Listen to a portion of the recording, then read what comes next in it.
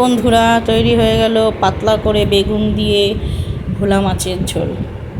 প্রথমে ভোলা মাছগুলোকে ভালো করে ভেজে নিলাম।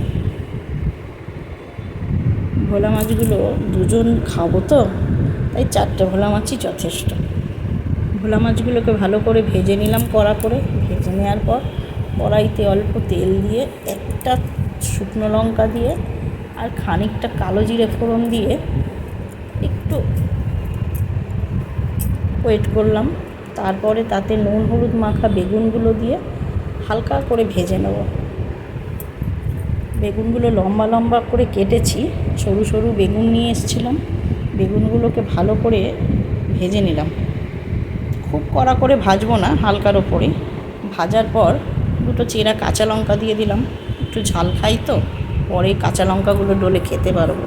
তাতে সামান্য একটুখানি জিরের গুঁড়ো, একটু হলুদ গুঁড়ো দিয়ে ভালো করে নাড়াচাড়া করে নিলাম।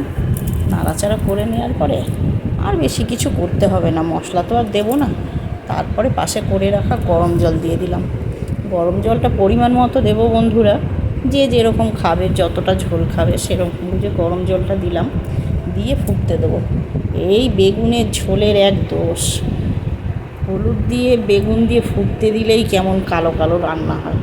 তারপরে দেখি মাছটা, ভাজা মাছটা দিয়ে দিলাম। এটা তো ফুটতে ফুটতে দেখি আবার ঠিক হয়ে যায়। প্রথমে দেখে কালো কালো লাগে, কেমন লাগে, কিন্তু ঝোলটা খেতে হয় কিন্তু বন্ধুরা অসাধারণ। এই ঝোলটা ফুটতে ফুটতে আবার তার নিজের রঙে ফিরে যায়, কিন্তু কালো আর থাকে না। তখন দেখে একটা লোভনীয় রঙ হয়, বেশ ভালোই লাগে খেতে, আর রঙটাও খুব সুন্দর হয়ে যায়। প্রথমে বেগুনের ঝোলটা একটু যা দেখতে লাগে বন্ধুরা, দেখেই তো আমিও ভয় পাই, সবাই মোটামুটি কেমন।